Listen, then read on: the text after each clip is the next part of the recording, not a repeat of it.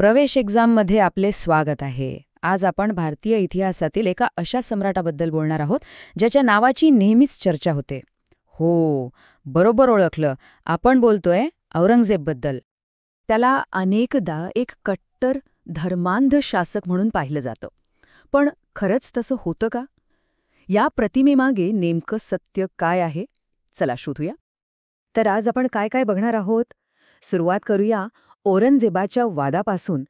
मग पाहूया वारसा हक्काचं रक्तरंजित युद्ध, त्यानंतर त्याचं धर्म आणि राज्यधोरण, वास्तुकलेत झालेला बदल आणि शेवटी ज्यामुळे मुघल साम्राज्य कोसळलं तो साम्राज्याचा राज. आणि हो, सगळ्यात महत्त्वाचं, परीक्षेसाठी काय लक्षात ठेवायचं हे पण पाहूया. चला तर मग सुरू करूया. चला सुरुवात करूया औरंगजेबाच्या आयुष्यातल्या एका सगळ्यात नाट्यमय भागापासून. ते म्हणजे वारसा हक्काचं युद्ध. मुघलांमध्ये ना वारसा हक्काचा असा काही पक्का नियम नव्हता, म्हणजे मोठा मुलगाच राजा होणार असं काही नाही. उलट एक फारशी म्हण होती, या तख्त या ताबूत, म्हणजे एकतर सिंहासन मिळव नाहीतर मृत्यूला कवटाळ. त्यामुळे सिंहासनासाठी भावाभावांमध्ये रक्तरंजित संघर्ष होणं हे ठरलेलंच होतं. ही सगळी गडबड सुरू झाली 1657 मध्ये, जेव्हा शाहजहान अचानक आजारी पडला. मग काय, भावांमध्ये सत्तेसाठी स्पर्धा सुरू झाली. तुम्ही या टाईमलाईनवर बघू शकता. फेब्रुवारी 1658 मध्ये दाराच्या सैन्याने शुजाला हरवलं. पण खरी बाजी पलटली एप्रिल 1658 मध्ये धर्मच्या लढाईत. इथे औरंगजेब आणि त्याचा भाऊ मुराद एकत्र आले आणि त्यांनी दाराच्या सैन्याचा पराभव केला. आणि मग आली ती निर्णायक लढाई, मे 1658 मधली सामुगढची लढाई. इथे औरंगजेबाच्या हुशार रणनीतीमुळे दाराचा मोठा पराभव झाला. यानंतर मार्च 1659 मध्ये देवराईच्या लढाईत दाराचा शेवटचा प्रयत्नही फसला आणि औरंगजेबाचा सिंहासनाचा मार्ग मोकळा झाला. ह्या युद्धातले दोन मुख्य खेळाडू होते, दारा शुको आणि औरंगजेब. दारा, जो वडिलांचा लाडका होता, तो खूप उदारमतवादी, सगळ्या धर्मांना सोबत घेऊन चालणारा होता. त्याने उपनिषदांचा अनुवादही केला होता. आणि दुसऱ्या बाजूला होता औरंगजेब, एक कसलेला योद्धा, एक कठोर प्रशासक, ज्याला दख्खनचा सुभेदार म्हणून मोठा अनुभव होता.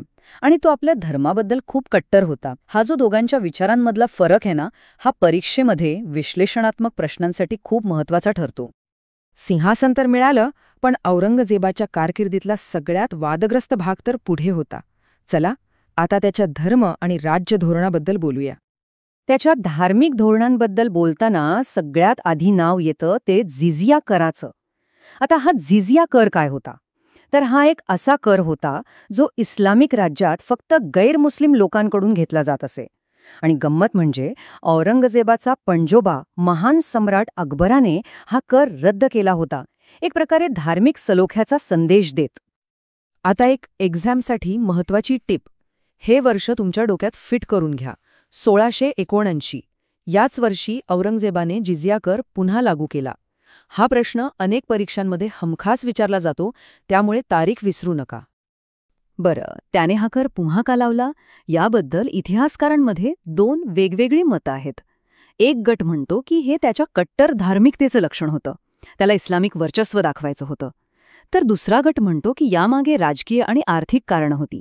दख्खनच्या युद्धांमुळे तिजोरी रिकामी झाली होती, ती भरायची होती. शिवाय कट्टर उलेमा म्हणजे धर्मगुरूंना खुश करायचं होतं. आणि त्याने जवळजवळ 80 इतर कर रद्द केले होते, त्यांची भरपाई कुठून तरी करायची होती. तर ही एक गरजेपोटी उचललेलं पाऊल होतं असंही मानलं जातं. आता येतो सगळ्यात मोठा आरोप. औरंगजेब मंदिरं तोडणारा होता का? चला पाहूया ऐतिहासिक पुरावे काय सांगतात.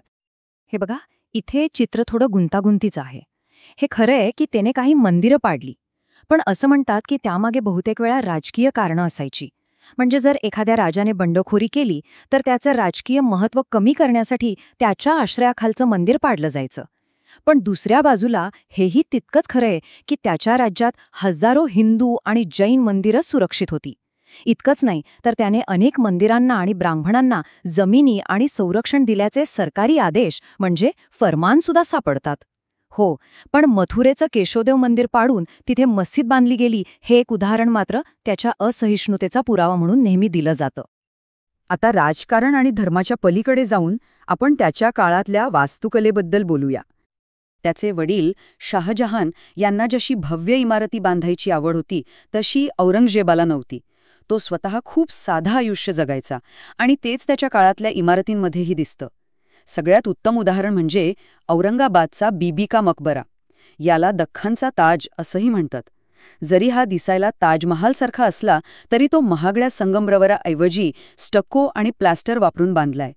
यावरून आपल्याला त्या काळात आलेले आर्थिक बदल आणि औरंगजेबाची साधी आवड दिसून येते. औरंगजेबाने मुघल साम्राज्याचा विस्तार त्याच्या शिखरावर नेऊन ठेवला, पण गंमत बघा, त्याच्याच काही धोरणांनी या विशाल साम्राज्याच्या पतनाचा पाया घातला. इतिहासकार त्याच्या दख्खन मोहिमेला दख्खनचा नासूर किंवा डेक्कन अल्सर असं म्हणतात. नासूर म्हणजे अशी जखम जी कधीच बरी होत नाही. तसंच काहीसं झालं. औरंगजेबाने त्याच्या आयुष्याची शेवटची जवळपास 25 वर्ष दख्खनमध्येच घालवली. मराठे, विजापूर, गोवळकोंडा यांच्याशी सतत लढत राहिला. या कधीही न संपणाऱ्या युद्धांनी मुघल साम्राज्याला आतून पोखरून काढलं. पैसा, सैन्य सगळं काही संपवलं. आणि मग सुरू झालं पतनाचं चक्र. बघा, हे कसं घडलं. एकीकडे ही न संपणारी युद्ध, त्यामुळे शाही खजिना रिकामा झाला. खजिना भरायचा कसा? मग शेतकऱ्यांवर जबर कर लादले. यामुळे शेतकरी कंगाल झाले. सगळीकडे असंतोष पसरला. आणि ह्याच असंतोषाचा फायदा मराठ्यांसारख्या प्रादेशिक शक्तींनी उचलला. त्यांचं बळ वाढलं. आणि याचा शेवटचा परिणाम काय? तर मुघलांची केंद्रीय सत्ता पूर्णपणे कमकुवत झाली. चला, आता ह्या सगळ्या चर्चेतून परीक्षेसाठी काय महत्वाचं आहे ते मुद्दे आपण फटाफट बघूया. ठीक आहे, परीक्षेसाठी हे मुद्दे लक्षात ठेवा. त्याचा राज्यकाळ 1658 ते 1707. जिझिया कर पुन्हा कधी लावला? बरोबर 1679 मध्ये. ही तारीख महत्वाची आहे. एक इंटरेस्टिंग फॅक्ट, त्याच्या कारकिर्दीच्या उत्तरार्धात हिंदू सरदारांचं प्रमाण वाढलं होतं, कमी नाही झालं. मुघल साम्राज्याच्या पतनाचं मुख्य कारण काय? तर दख्खनचा नासूर. त्याच्या काळातली महत्वाची बांधकामं कोणती? बादशाही मस्जिद आणि बीबी का मकबरा. आणि हो, वारसा हक्काच्या युद्धातली निर्णायक लढाई कोणती होती? तर 1658ची सामूगडची लढाई, ज्यात त्याने दारा शुकोहला हरवलं. म्हणजे थोडक्यात काय, तर औरंगजेब एक खूपच कॉम्प्लेक्स राजा होता. त्याने मुघल साम्राज्याचा विस्तार तर खूप मोठा केला, पण त्याचवेळी त्याच्या कठोर धोरणांनी आणि न संपणाऱ्या युद्धांनी साम्राज्याला आतून इतकं कमकुवत केलं की त्याच्या मृत्यूनंतर ते पत्त्याच्या बंगल्याप्रमाणे कोसळायला सुरुवात झाली. तर मग शेवटी प्रश्न हाच उरतो, औरंगजेब खरंच एक धर्मांध, क्रूर शासक होता की तो फक्त त्याच्या काळाच्या नियमांनुसार वागणारा एक राजा होता, ज्याला आपण आजच्या चष्म्यातून बघतोय? तो मुघल साम्राज्याच्या पतनाचा मुख्य शिल्पकार होता की फक्त एक प्याद? विचार करण्यासारखा प्रश्न आहे, नाही का? परीक्षेच्या तयारीसाठी मोफत मॉक टेस्ट आणि AI पॉवर्ड लर्निंग टूल्स मिळवण्यासाठी प्रवेशexams.com वर नक्की रजिस्टर करा. जर तुम्हाला हे विश्लेषण आवडलं असेल तर लाईक करायला विसरू नका. तुमचे विचार आम्हाला कमेंट्समध्ये नक्की सांगा आणि अशाच परीक्षा केंद्रित विश्लेषणासाठी सबस्क्राईब करा. भेटूया पुढच्या भागात.